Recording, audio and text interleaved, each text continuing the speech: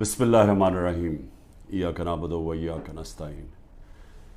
میرے پاکستانیوں، سب سے پہلے تو جو سویڈن کے اندر قرآن کی بے حرمتی کی گئی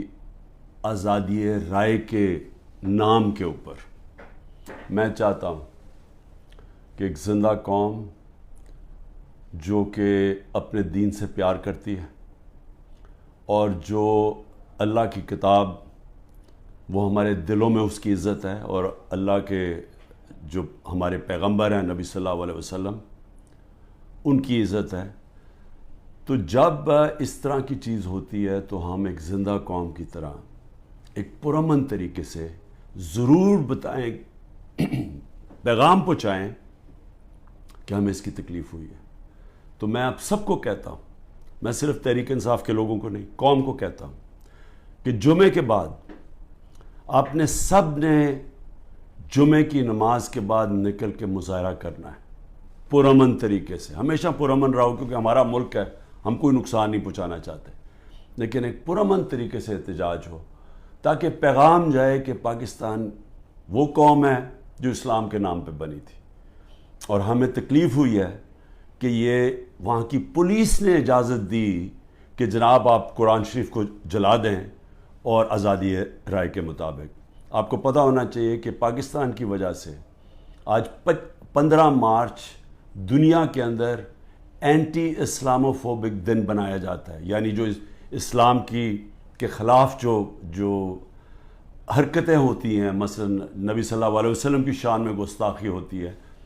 اور یہ جان کے جس طرح یہ قرآن شریف کو جلایا گیا، اس کو یہ اسلاموفوبیا کے اندر آتا ہے۔ تو ہماری وجہ سے یونائٹڈ نیشنز میں 15 مارچ کو اینٹی اسلاموفوبیا دن بنایا جاتا ہے۔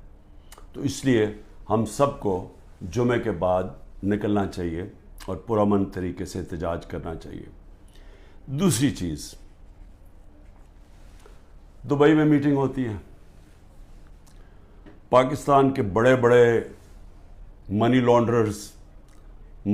کا مطلب جو اس ملک سے پیسہ چرا کے باہر لے جاتے ہیں۔ جو سب سے بڑا مسئلہ پاکستان کا کیا ہے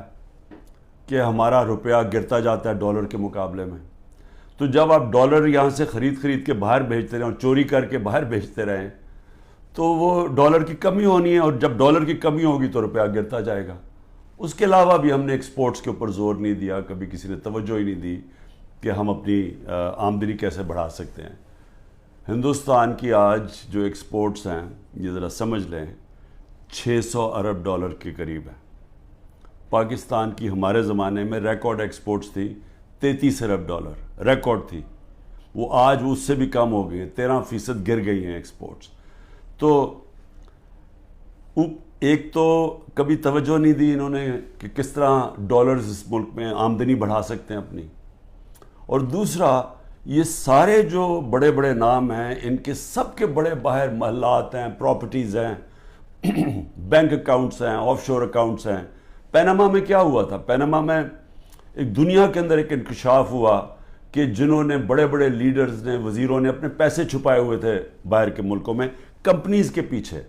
یعنی کمپنیز کے پیچھے انہوں نے اپنی دولت چھپائی ہوئی تھی، پراپرٹیز لی ہوئی تھی۔ اس میں نواز شریف کی پراپرٹی پکڑی گئی، مریم نواز اس کی مالکہ نکلی، اور وہ لندن کے سب سے مہنگے علاقے میں اربوں روپے کے انہوں نے پراپرٹیز لی ہوئی تھی، جس کو مے فیئر اپارٹمنٹس کہتے ہیں۔ تو وہ انکشاف ہوا تھا، تو پیسہ یہاں سے چوری ہو کے گیا تھا، کیونکہ ابھی تک ایک رسید نہیں بتا سکے کہ پیسہ باہر نکلا کیسے ہے، کدھر سے آمدنی آئی۔ بیٹے کی آمدنی، بیٹے کا جو گھر ہے حسن شریف کا، جو اس نے بیچا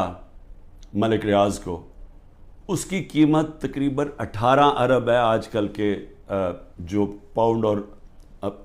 45 ملین پاؤنڈز جو تقریباً 17-18 ارب روپیہ بنتا ہے۔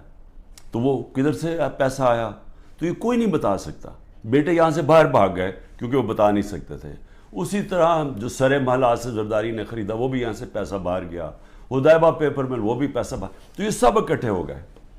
اور سارے اکٹھے ہو کے بندر بانٹ پاکستان کیا کہ اچھا سندھ اس کو دے دیں گے، کراچی فلانے کو دے دیں گے، سینٹرل پنجاب کوئی اور آ جائے گا، پھر نئی پارٹی جو بنی ہے اس کو بھی کوئی سیٹیں مل جائیں گی، فضل الرحمان کو ادھر پختونخوا میں دے دیں گے، اور یہ بس یہ کھچڑی پک جائے گی. تو یہ ساری بندر